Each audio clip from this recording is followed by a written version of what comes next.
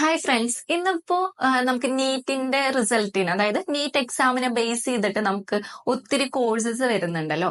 അതായത് നമുക്കിപ്പോ നോക്കുകയാണെങ്കിൽ നോർമലി ഇപ്പൊ എല്ലാവർക്കും അറിയുന്ന പോലെ തന്നെ MBBS അഡ്മിഷൻസ്, പിന്നെ അതുപോലെ നമുക്ക് വരുന്നതാണ് വെറ്റിനറി കോഴ്സസ് വരുന്നുണ്ട്, പിന്നെ BAMS വരുന്നുണ്ട്, പിന്നെ അതുപോലെ BHMS, പിന്നെ നമുക്ക് വരുന്ന ഒരു കോഴ്സാണ് BDS എന്ന് പറയുന്നത്, അതായത് ബാച്ചിലർ ഓഫ് ഡെന്റൽ സർജറി. ഇന്നിപ്പോ ഒത്തിരി സ്റ്റുഡൻസ് പാഷനേറ്റ് ആയിട്ട് കാണുന്ന ഒരു കോഴ്സും കൂടിയാണ് BDS എന്ന് പറയുന്നത്.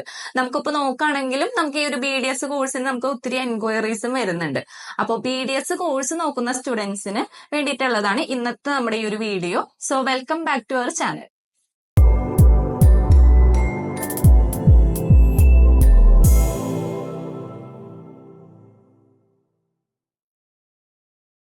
നമ്മളിപ്പോ നമ്മുടെ ഡേ ടു ഡേ ലൈഫിൽ നമ്മളിപ്പോ ഫിസിക്കൽ ഹെൽത്ത് അല്ലെങ്കിൽ പിന്നെ നമ്മുടെ ഇപ്പോ മെന്റൽ ഹെൽത്ത് ഇതുപോലൊക്കെ നോക്കുന്നത് പോലെ അത്രയ്ക്കും ഇമ്പോർട്ടന്റ് ആയിട്ടുള്ള ഒരു കാര്യം കൂടിയാണ് നമ്മുടെ ഡെന്റൽ ഹെൽത്ത് അല്ലെങ്കിൽ ഡെന്റൽ കെയർ എന്ന് പറയുന്നത്. നമുക്കിപ്പോ ഒരുപാട് സ്റ്റുഡൻസ് പാഷനേറ്റ് ആയിട്ട് എടുക്കുന്ന ഒരു കോഴ്സാണ് നമ്മുടെ BDS എന്ന് നമ്മൾ പറഞ്ഞല്ലോ. നമുക്കിപ്പോ തിയറി ആണെങ്കിലും പ്രാക്ടിക്കൽ ആണെങ്കിലും ഒരുപോലെ നമുക്ക് ഇമ്പോർട്ടൻസ് വരുന്ന ഒരു കോഴ്സാണ് നമ്മുടെ BDS. നമുക്കിപ്പോ ഇന്ത്യയിൽ നോക്കുകയാണെന്നുണ്ടെങ്കിൽ ഇന്ത്യയിൽ പ്രൊഫഷണലി അപ്രൂവ്ഡ് ആയിട്ടുള്ള ഒരു കോഴ്സും കൂടിയാണ് ബാച്ചിലേഴ്സ് ഓഫ് ഡെന്റൽ സർജറി എന്ന് പറയുന്നത്. നമുക്ക് ഈ ഒരു കോഴ്സ് ടോട്ടൽ ഡ്യൂറേഷൻ വരുന്നത് 5 ഇയേഴ്സ് ആണ്. നമുക്ക് 4 വർഷത്തെ കോഴ്സും പ്ലസ് 1 ഇയർ കമ്പൽസറി ഇന്റേൺഷിപ്പും ആയിട്ടാണ് ഈ ഒരു കോഴ്സ് വരുന്നത്. നമുക്ക് ഈ ഒരു കോഴ്സിൽ നമുക്ക് മെയിൻലി വരുന്നത് അനാട്ടമി, പിന്നെ അതുപോലെ തന്നെ ഫിസിയോളജി, മൈക്രോബയോളജി, ഓറൽ സർജറി തുടങ്ങിയ സബ്ജക്ട്സ് ആണ് നമുക്ക് ഈ ഒരു കോഴ്സിൽ മെയിൻലി നമുക്ക് വരുന്നത്. പിന്നെ നമുക്കിപ്പോ നെക്സ്റ്റ് നോക്കുകയാണെന്നുണ്ടെങ്കിൽ നമുക്കിപ്പോ ഈ ഒരു കോഴ്സിന് ശേഷം ഇപ്പൊ ഏതൊക്കെ ഫീൽഡിലായിരിക്കും നമുക്ക് വർക്ക് ചെയ്യാൻ പറ്റുന്നത്. അതിപ്പോ നമ്മൾ കോമൺലി നമ്മളിപ്പോ ഏതൊരു കോഴ്സ് എടുക്കുകയാണെന്നുണ്ടെങ്കിൽ നമ്മൾ മെയിൻലി നോക്കുന്ന ഒരു കാര്യമാണ് നമ്മുടെ ജോബ് ഓപ്പർച്യൂണിറ്റീസ് എന്ന് പറയുന്നത്.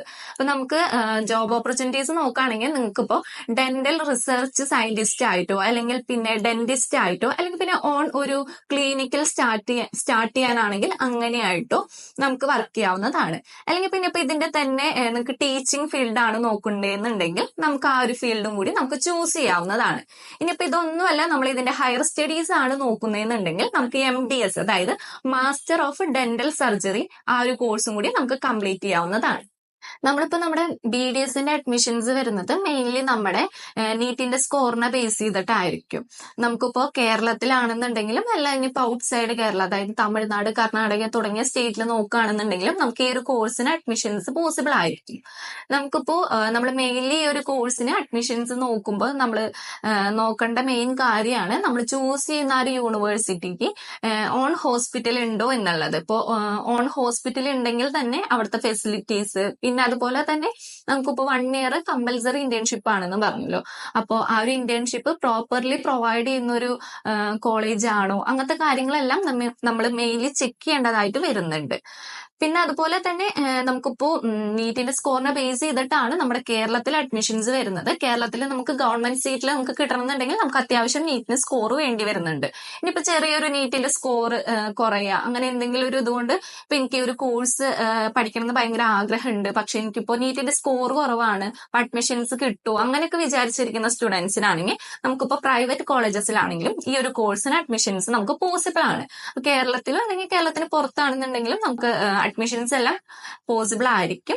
ഇപ്പോ BDS കോഴ്സ്, ഈ ഒരു കോഴ്സ് നോക്കുന്ന സ്റ്റുഡൻസിന് ഇപ്പോ ഏതൊക്കെ കോളേജസിലാണ് നമുക്ക് ബെറ്റർ ആയിട്ട് വരുന്നത്, പിന്നെ അതുപോലെ അവിടുത്തെ ഫീസ് സ്ട്രക്ചർ, പിന്നെ അതുപോലെ നമുക്കിപ്പോ ഈ ഒരു കോഴ്സിനെ കുറിച്ച് വരുന്ന കൂടുതൽ ഡീറ്റെയിൽസും കാര്യങ്ങളെല്ലാം അറിയാനായിട്ട് ഇപ്പൊ തന്നെ സ്ക്രീനിൽ കാണുന്ന നമ്പറിൽ കോൺടാക്ട് ചെയ്യുകയാണെങ്കിൽ നമ്മൾ ഈ ഒരു കോഴ്സിന്റെ ഫുൾ ഡീറ്റെയിൽസ് ഇപ്പൊ തന്നെ ഷെയർ ചെയ്യുന്നതായിരിക്കും.